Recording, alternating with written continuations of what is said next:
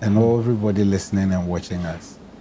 As a matter of fact, for now, they are all allegations. Indeed. You know, they need to be proven in court of competent jurisdiction.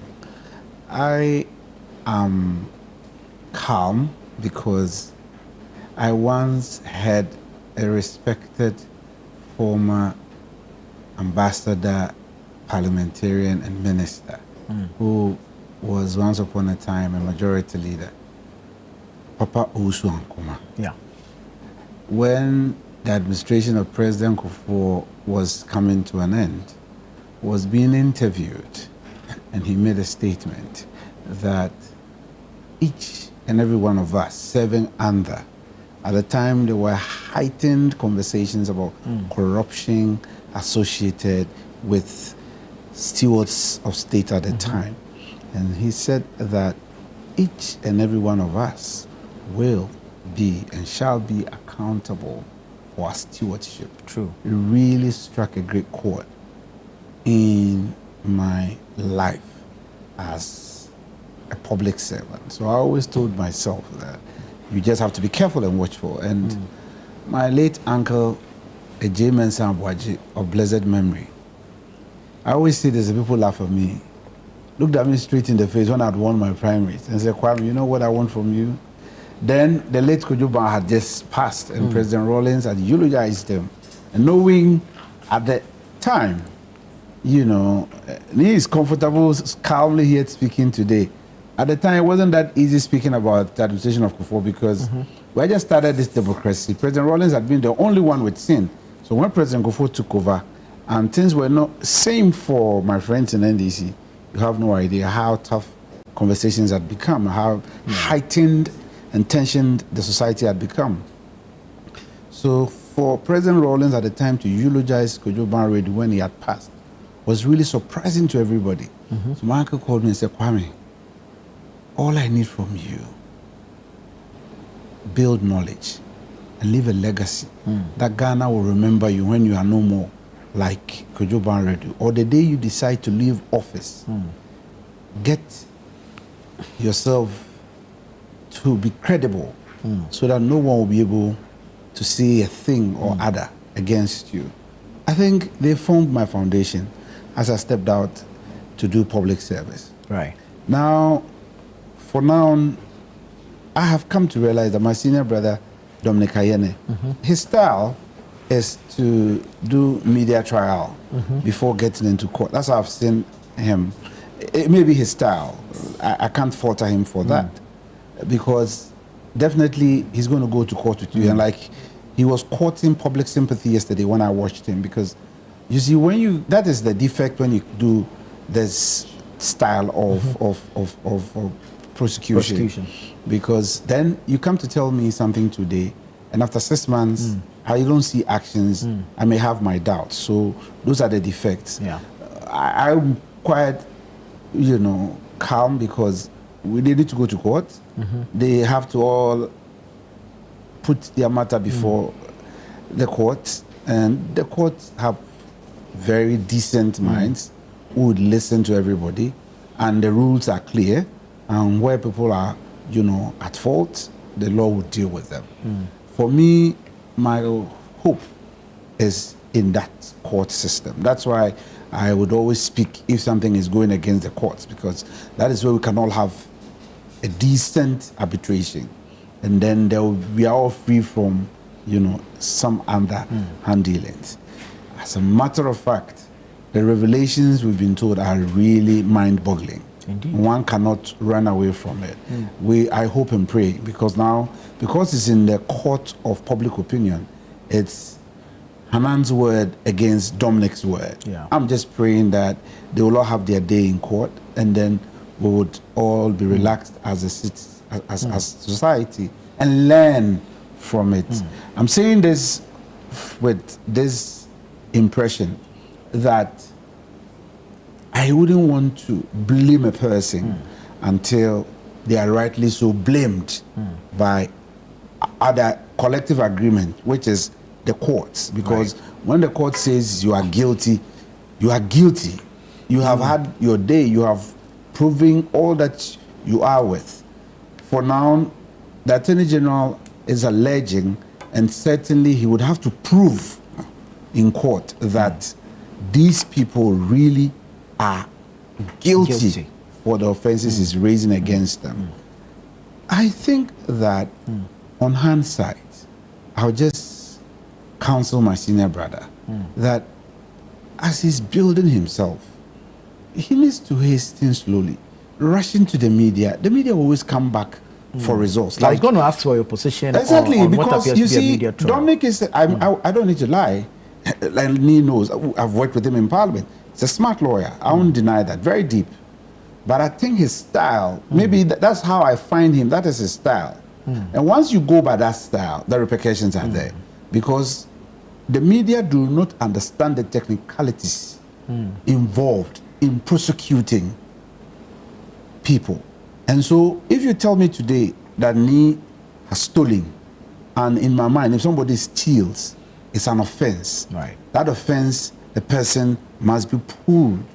And if he is not able to prove otherwise, he needs to be convicted. And once a decision is made so on him, he needs to be behind bars. If Ni still walks around a year and nothing has happened, then you come back to me, in court, with no knowledge of law, and tell me that he will be jailed, how do I believe you? Yeah. Because water has really gone too far under the bridge. And so that style is not healthy. And in a sense, it begins to put some doubt in the minds of the society, as if collectively, those of us in public office are always shortchanging the society. Like Ni was saying, if you are privileged and you get the opportunity to sit amongst fellows who are not operating from where some of us have had the opportunity to operate from, and they're talking, or leave them. If you go to Parliament, you go and find them sitting at the tea area drinking tea together. They come out like me and Ni sitting here to lie to us. No.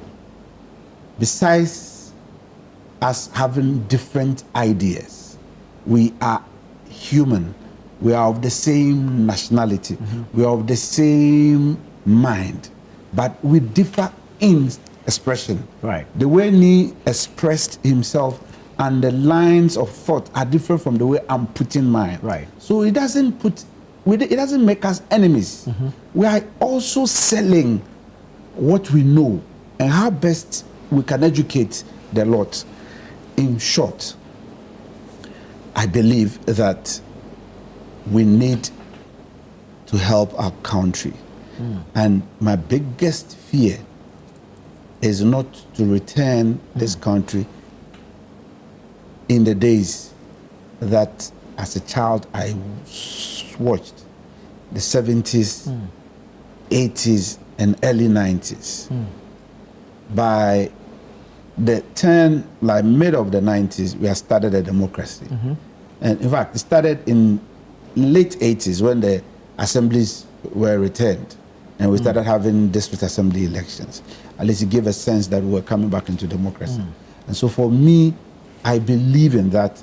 It has, given birth to you and I, holding this conversation, giving second opinion to our people. I will not be here permanently and for the rest of my life. Other people will come after me and they will also express saying, I think that is the way we have to grow as a nation, the way we have to grow as a people. And so as we do this, we have to be watchful so that people do not lose confidence in us.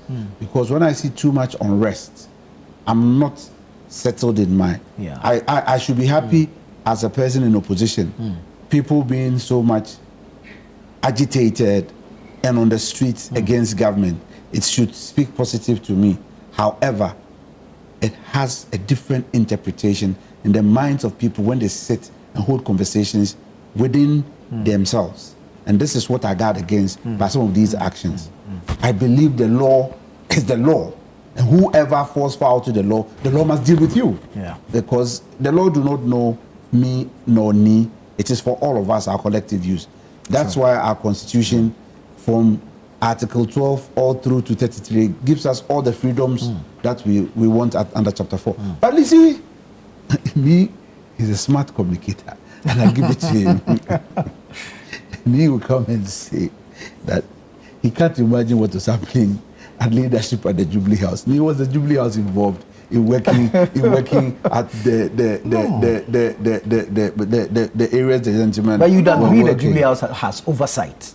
You see, in government, and he knows, like I do know, it happens under President Muhammad's first administration. Ayine, at the time Jida. Some more practices went on. You wouldn't say President Muhammad directly had a hand in it, but we blamed his administration. I don't have a problem at all. So this one will be blamed under President Kufuor's administration. However, we sitting here understand that President Kufuor didn't have direct hand in it. But then, by the rules and the definitions, it is in the name of President Kufuor because the Constitution vests that authority in him. And those who worked in the executive expresses same in his name. Right. So I don't have any problem with it. But when he takes a swipe like that at my boss. Do you know how the journalists write it? Muhammad's boy caught stealing. You understand? An old boy like me. They say Muhammad's boy. Don't trace it back. That's the thing. So Nana's boy caught stealing. It's simple. So you've given your tabloid already. That's what we're seeking today. Thank you very much. Thank you very much. But I dare say that for me, for now, these are all allegations. Yes. They need to go before courts, and the courts must prove otherwise. You see, my problem with this is that there's no allegation about you. Why would Ayine single out Bafastock? Why would Ayine single out National Service? You understand?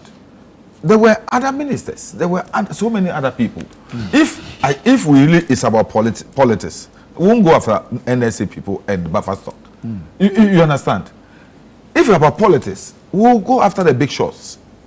You know, especially those of them who are now trying to go into presidential primaries and all. We'll go after them. But if there's nothing, there's no stain on the person, there is no intel as to whether the person corrupted himself, why would you go on a wild goose chase? Two, about Ayine's style. It's another style. Ayine is an American trained lawyer. Oni, I'm not. You understand? In America, the style is safe. I have I'm interested in the style and his position on the style. You see, the sharp difference is that our practice and our systems are so akin to the Westminster style. I agree with you, perfect. The Westminster so we are used to that style. So this one looks odd to us. Even in our adversarial system, we are practicing the Westminster style. They want to go and have and then you see, he made a statement which was profound. He said people have been applying for try and approach, and he said same plea bargain with him. But he says they should go and put that to the judge. So you see, when you say this, and then the people also come and say, no, they have not come. Because I've heard some of the counsels to some of the people who are being mentioned, saying that they have never gone to him for that plea. It becomes a banter. Your word against mine. Your word against mine. And this is in the court of public opinion. So you say that they should go and put it to the court. And whatever they want to do, they have to come before the court. That once a person is surcharged, it is for your own good to appear before the judge. True. If you don't, they'll bring a bench warrant that you are refusing to appear before the law. The law will deal with you. Simpliciter. However, this is not America. That is why when he was courted for public sympathy, I said, you see, your style will come back and eat your tail. Exactly. That's what I had wanted to ask Nee about, because it looks as though this style puts pressure on you to deliver. Because now you've put it out there. I mean, if you come and tell me that 78.2 million cedis has, if you like, been misappropriated, of course, I would need answers. So, for instance, I'll tell you, for instance, oral at the outset. Today we are being given proper definitions and details of oral. Because everybody wants recovered assets for the state. Now, at the outset, it was said it was about 21 billion. But you see, that is from court of public opinion. when an attorney general who is so defined by our, the attorney general is the principal legal advisor to government. True. And he's the only minister of government whose function is defined in the constitution for us. So he comes to tell us that no, that is a bit on an overestimation. So it tells me that no, propaganda and the reality are two different things. And then I'm coming. You may. You see, yesterday I listened to my senior brother Domelevo. Domelevo is somebody I've known from Impriso. Most people would not know that Domelevo, like me, would talk about his days in Ahafo. Domelevo is my senior brother from Impriso that I know when I was a kid. Right. So I have that relationship with him. So he talked about how they collected facts, and to them they were doing their work. They didn't do any scrutiny, no investigation. They just collected. And then the uncle had asked him, he used the word garbage. He says, why garbage? And then he came back from his professional opinion that as an auditor, you may be giving a lot of information. And some of the information may necessarily not be true. Some may be mischievous. And so they could be described as garbage. And so all that they had may be garbage. Okay, so that is fair deal. But my concern is that if at the outset they said over 21 billion, a person who would not have the benefit of this tolerance that we've all had and we're engaging in this conversation may carry that along, that the states truly looted 21 billion. But the appointed official who speaks for the administration and whose word is the one I carry and I can take to the bank to cash, says no, that is an overestimation. So then we see where we are. So that's why I caution that we don't rush to go and speak out there. I agree with you. I agree with you. We don't rush. You see, that is the only way you give other people the opinion to say it's propaganda. But you may have the real facts and you may have the real intention, but the style. Because if I listen to you mention these figures, I expect that by tomorrow somebody's in jail. Or some recoveries have been made. So it puts pressure on you, the state prosecutor. No, in situations